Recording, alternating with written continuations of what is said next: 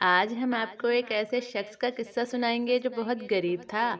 उसने एक औरत से शादी की लेकिन उसको छोड़कर 20 साल के लिए कहीं चला गया। 20 साल बाद जब वो वापस आया तो उसने अपनी बीवी के साथ एक ऐसा मंजर देखा कि उसके होश उड़ गए। तो उसने ऐसा क्या देखा आगे हम आपको वीडियो में बताएंगे, लेकिन उससे पहले अगर आपने वीडियो को लाइक नहीं किया है तो वीडियो को लाइक ज़रूर कर दें। बयान किया जाता है एक देहाती जो गरीबुल हाल था और उसकी ज़िंदगी में परेशानियां थीं। उसने अपना गांव छोड़कर पैसे कमाने के लिए दूसरे इलाके में जाने का फैसला किया। चुनाचे उसने अपना घर बार छोड़कर दूसरे इलाके में सफर करने का सोचा और अपनी बीवी से बोला, मैं रिज्क की तलाश में जा रहा हूँ, न जाने कब वापस लौटूं, क्या तुम मेरा इंतजार कर सकती हो? उसकी बीवी ने कहा, मैं तो तमाम उम्र तुम्हारा इंतजार कर लूंगी, मगर तुम कहीं मत जाओ, हम यहीं गुजर बसर कर लेंगे, रूखी सूखी खाकर जिंदगी गुजार लेंगे। मगर उस देहाती ने कहा, अगर मैं 20 साल बाद भी वापस न आया तो तुम आज़ाद होगी, फिर जो चाहो वो करना, लेकिन 20 साल तक मेरा इंतजार करना। बीवी ने 20 साल का वादा कर लिया। ये वादा लेकर उसने अपना घर बार छोड़ दिया, अपनी बीवी छोड़कर अपने गांव से निकल खड़ा हुआ। उसका इरादा एक बहुत दूर शहर की तरफ था। वो भूखा प्यासा रेगिस्तान में सफर करते हुए आखिरकार शहर में जा पहुंचा। वहां उसने शहर के एक अमीर आदमी से मुलाकात की और उसे अपनी सारी कहानी सुना दी। अमीर आदमी ने पहले तो उसे 3 दिन के लिए मेहमान के तौर पर घर में रख लिया। जब 3 दिन गुजर गए तो अमीर आदमी ने उसको पेशकश की कि वो उसके यहाँ काम करे। दिन के वक्त वो उसके ऊँट और दूसरे जानवर चराए और रात के वक्त उसके मेहमानों की खिदमत किया करे। उसके बदले में उसे ऊँट, भेड़ और बकरियों में से हिस्सा मिलेगा। देहाती ने पेशकश कबूल कर ली और उसके काम पर लग गया। इस कामकाज में 20 साल गुजर गए। अब देहाती को अपना घर और बीबी की याद आई। बीबी से किया हुआ वादा याद आया और गांव की याद ने खूब सताया। उसने मालदार आदमी को अपना हाल सुनाया और बताया कि वो वापस अपने गांव अपनी बीवी के पास जाना चाहता है, क्योंकि उसने अपनी बीवी से वादा किया था कि 20 साल के बाद घर वापस आ जाएगा। अगर मैं न गया तो मेरी बीवी मुझसे तलाक ले लेगी और अब ज्यादा जुदाई बर्दाश्त करना मेरे लिए मुश्किल है। मालदार आदमी को ये सुनकर दुख हुआ, क्योंकि ये गरीब आदमी एक सच्चा और अमानतदार मुलाजिम था। उसने देहाती को अपने पास रोकना भी मुनासिब न समझा। उसे न सिर्फ वापस गांव जाने की इजाज़त दी, बल्कि उसे कई ऊँट और बहुत सी भेड़ बकरियां भी दे दी। मालदार आदमी ने उससे अलविदा कहा और खैरियत से घर पहुंचने की दुआ की।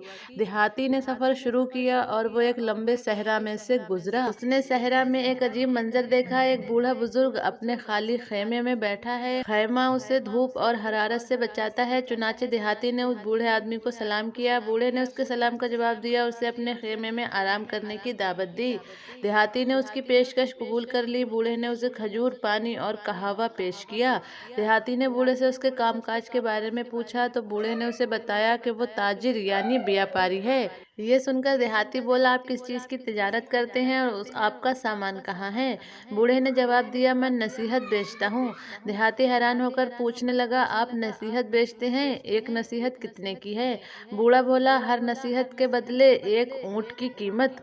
देहाती ने बूढ़े की बात पर सर झुका लिया और सोचने लगा, इनकी नसीहत तो बड़ी महंगी है। मगर आखिरकार उसने फैसला किया कि वो एक नसीहत ज़रूर खरीदेगा, चाहे उसे कितनी ही कीमत देना पड़े। चुनाचे उसने बूढ़े से कहा, आप मुझे नसीहत कीजिए, मैं आपको एक ऊँट दूंगा। इस पर बूढ़े ने कहा, जब सोहेल सितारा तिलू हो तो सैलाब से बेफिक्र ना होना। देहाती ने इस नसीहत को सुना और इस पर खूब सोच विचार किया और अपने दिल में बोला, इस रेगिस्तान में सोहेल सितारे का मेरे साथ क्या ताल्लुक, और इस वक्त ये नसीहत मुझे क्या फ़ायदा देगी। एक लंबी सोच के बाद उसने अपने आप से कहा, ये नसीहत तो मेरे लिए बेफ़ायदा है, मैं दूसरी नसीहत खरीदता हूँ, शायद पहले नुकसान की कुछ भरपाई हो जाए। पहली नसीहत तो बेकार गई।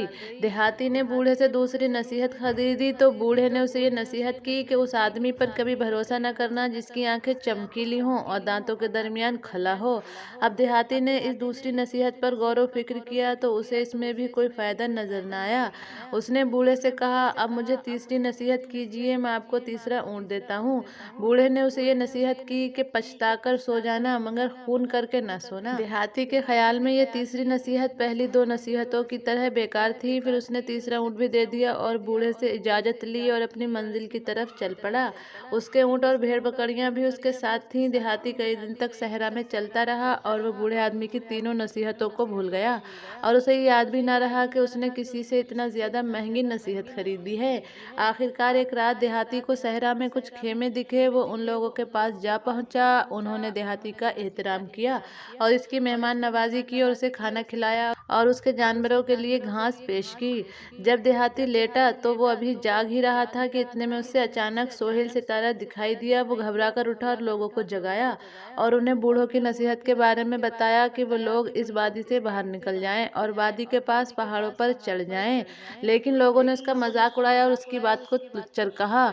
इस पर देहाती ने उनसे कहा, अल्लाह की कसम, मैंने ये नसीहत एक ऊँट देकर खरीदी है, लिहाजा मैं इस वादी में हरगिज नहीं सोऊंगा। फिर उसने अपनी भेड़ बकरियां ली और पहाड़ों पर चढ़ गया और वहीं रात गुजारी। उस रात के आखिरी हिस्से में जोर से बहने वाला सैलाब अचानक आ गया। उसने खेमों और लोगों को गर्क कर दिया और कोई चीज भी बाकी न रही। इधर देहाती ये मंजर देखकर हैरान हुआ। उसे उस बूढ़े की नसीहत की अहमियत का एहसास हुआ। देहाती ने अपने ऊँट भेड़ बकरियों को साथ लिया और अपने इलाके की तरफ चल पड़ा। रास्ते में उसे दूर से रोशनी दिखाई दी। रात हो चुकी थी, लिहाजा देहाती ने इस रोशनी को गनीमत समझा और रोशनी की तरफ चल पड़ा।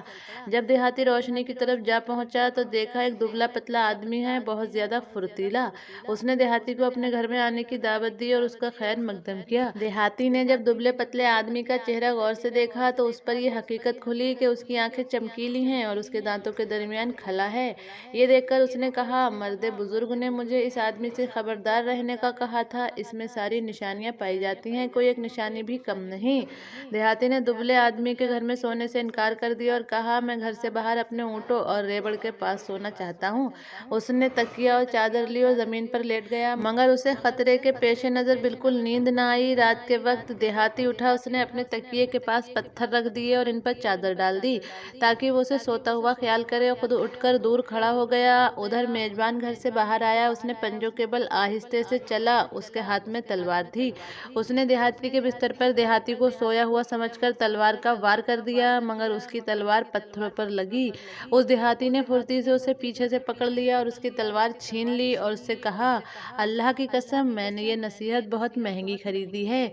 मैंने एक ऊँट देकर ये नसीहत खरीदी है। अब उसने अपने ऊँट और रेबड़ लिए और गांव की तरफ चल दिया।